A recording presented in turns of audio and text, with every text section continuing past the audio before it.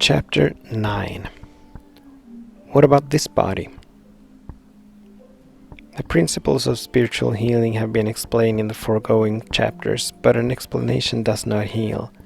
Even though you have gained some understanding of these principles, in order for them to be made practical and workable, and for you to develop a healing consciousness, they must be removed from the realm of generalities, from a mere intellectual exercise, and then brought to bear on specific problems, whether financial, moral, mental, or physical.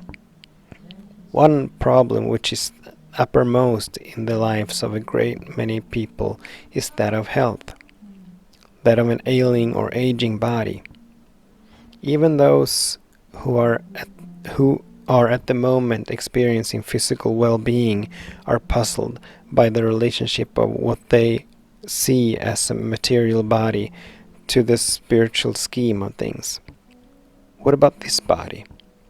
How does it fit into the spiritual universe? Is this material body the Word made flesh? Is it the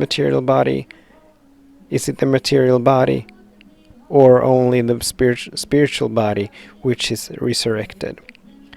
Does the material body manifest God? Do not be too startled when I say to you that there is only one body. There is not a material body and a spiritual body, there is only one. Here, as in every aspect of life, the principle of oneness applies. True, we do entertain a material concept of body, and it is that concept of body which gets all twisted up and involves us in all manners of ills. But the body has no power to cause trouble. The body has no power to be good or bad, sick or well. It is our concept which appears as sick or well in our bodies. When your concept is a material sense of a body, you open yourself up to all the sins and diseases to which the body may be subject. The moment, however, that you drop the concept and realize that there are no 2 or 3 or 4 kinds of bodies, but there is only one body, and that body is the temple of the living God, God governed, God maintained, and subject only to the laws of God. You bring this very body under God's grace. If you believe that your body is material, you are limiting yourself. But if you feel, well, I see it, I certainly have a material sense of it, I can understand that and agree with you, because everybody to some degree entertains a material sense of body. Jesus carried a material sense of body with him right to the ascension. Even after the crucifixion, when he walked the earth, he still had the marks of the nail and the sword in his side, showing that even at that advanced stage of spiritual unfoldment, he was entertaining in some measure a material sense of body, although far less than any other person of whom there is any knowledge. It was only at the ascension that he rose, not above the physical body, not above the material body, but above a material sense of body. Then, what became of his wounds and blood? They were not there. He had become pure white essence, so white in essence that he ascended out of sight. When you can arrive at an understanding that even though you're entertaining a material sense of body, you are not a material body. Gradually, the material sense of body will dissolve in the realization that there is no power in effect, no power in the body, no power in the organs and functions of the body, no power in germs, no power in food. All power is given unto me. Then you are not well because your heart is well. Your heart is well because you exist. You do not walk because your legs are harmonious. Your legs walk because you are harmonious. In physical health, You are only healthy because your body is healthy. But spiritually, when you are whole, your wholeness governs the activity of your body. Therefore, your body does not govern your health. It is your health that governs your body. It is you who govern your body through the realization of your true identity, and that realization becomes the health of all those who turn to you. Let us assume that John Jones has asked for help for a physical condition. He may have mentioned that his problem was influenza, which at the time was raging throughout his community and may have reached almost epidemic proportions. In your treatment, your first recognition is that this is a suggestion of selfhood apart from God, and that leaves you free to forget the patient and the condition. The entire truth that you know is about God, and the entire treatment remains on the level of God. If God is infinite being, there is no other being. There is no John Jones because being. If God is infinite being, there is no other being. There is no John Jones being separate and apart from God. There cannot be God as infinite being and some other being besides God. God is an all-inclusive good, and besides that good, there is nothing else. Furthermore, if God is infinite, God must include all law and be the only law. That eliminates all possibility of any law other than the law of God. Therefore, in the spiritual kingdom, no laws of matter can operate. In that kingdom, there can be no law of infection or contagion. There can be no laws of material evil. There is only God law, spiritual law, perfect, complete, harmonious, all-enforcing, and self-enforcing. There is nothing to oppose the law of God, nothing to contend against it. God alone is law. God is the only life, the life of the individual you and me. The life of God can never be sick or weakened, nor can it be subject to external influences of any nature other than God. Your entire treatment is kept in the realm of God, in the realization of God as individual life, individual mind, individual law, spirit, substance, and of God as the only cause. If God is the only cause, God must be the only effect. And if God is the only effect, that ends the treatment right there. You have nothing to meet now but God. God as cause, God as effect, God as life. God as law, God as all true being. By means of the first half of this treatment, you have lifted yourself above fear and above the appearance.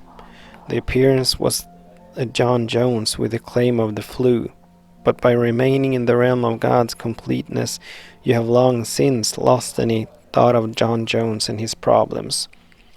You are now tabernacling with God and his angels. You have come to the end of your part of your treatment, and you now take the attitude of listening as if you really expected to hear a voice. Sooner or later, there comes a deep breath, a click, sometimes a message, but usually something of a nature that brings release. The responsibility is gone and now rests on his shoulders. That ends the treatment as far as you are concerned, and you can now dismiss it because God is on the field, and it is no longer your responsibility. 6 or 8 or 12 hours later, John Jones may call and report, "I'm feeling worse," or "I'm feeling better," or "I'm completely free." If he is completely free, that is the end of it. But if he's worse, or if he's just the same or feeling some better, you may feel led to give him another treatment. And so you will go back again, not in the same words or thoughts, but always keeping your conversation in heaven, always keeping your treatment on the level of God. Realize the truth only about God, because any truth you know about God is the truth about you or me or John Jones. That is a natural corollary of the infinite of God. God is infinite, and therefore there is no you, nor me, or John Jones except as in and of the Godhead. No one can be outside of God if God is infinite.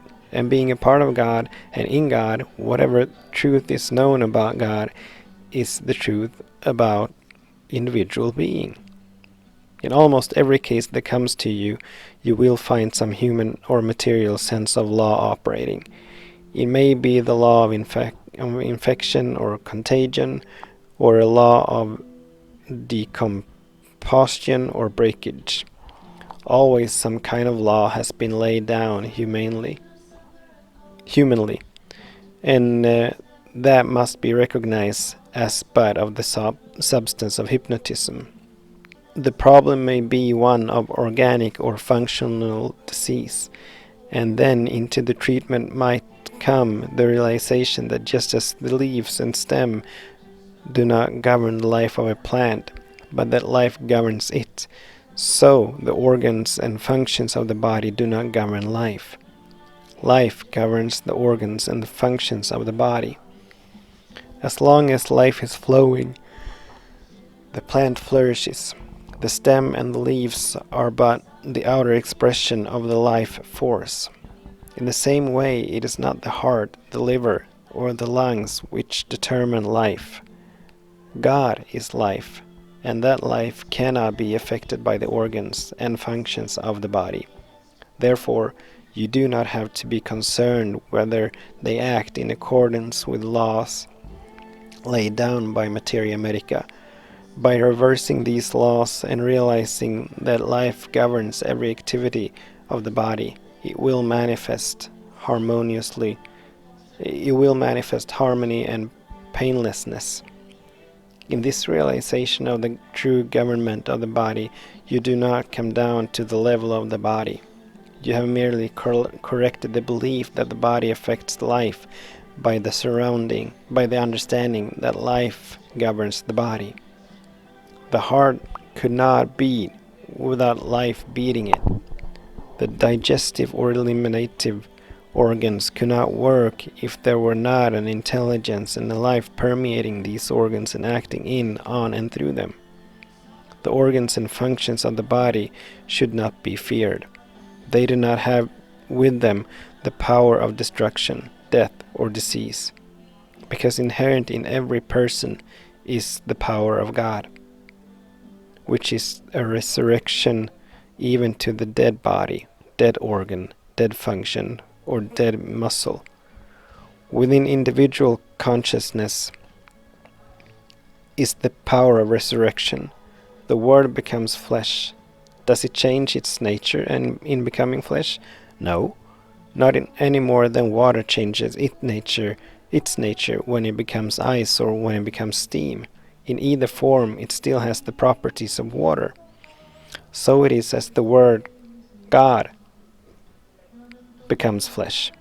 It does not change its nature. It remains the self-created, self-maintaining substance, containing within itself the law, the cause, and the activity of its form. The realization of God as the governing principle of all there is, of God as the only substance and the only law, dissolves the appearance which the world calls sickness, sin, fear, and death. When you're living from the standpoint of concepts or beliefs, your experience is the manifestation of those beliefs. But the activity of truth in consciousness is the Word of God made flesh as harmonious being. Even though this is not always easy to do, and despite the temptation to dwell on the appearance, recognize it as suggestion or hypnotism, and turn immediately to God. Keep your treatment up in that circle called God, and let your knowing be the truth about God. There is no truth about a physical body, because it is only a concept. God is the animating principle of law. God is the animating principle or law of all there is. Do not pass over that statement too lightly, because daily and hourly you will encounter the laws of this world. Your treatment is that law. Your treatment is that God is law. God being infinite, law is infinite. Therefore, the only law there can be is a spiritual law. And that spiritual law is the only law operative in individual experience, animating being and body. There is no physical law, no mental law or moral law to be overcome. I recognize only one law, and that is the infinite law of God, eternally and infinitely omnipresent. The law which is God is the all-power. It does not have to contend with other laws. It is itself the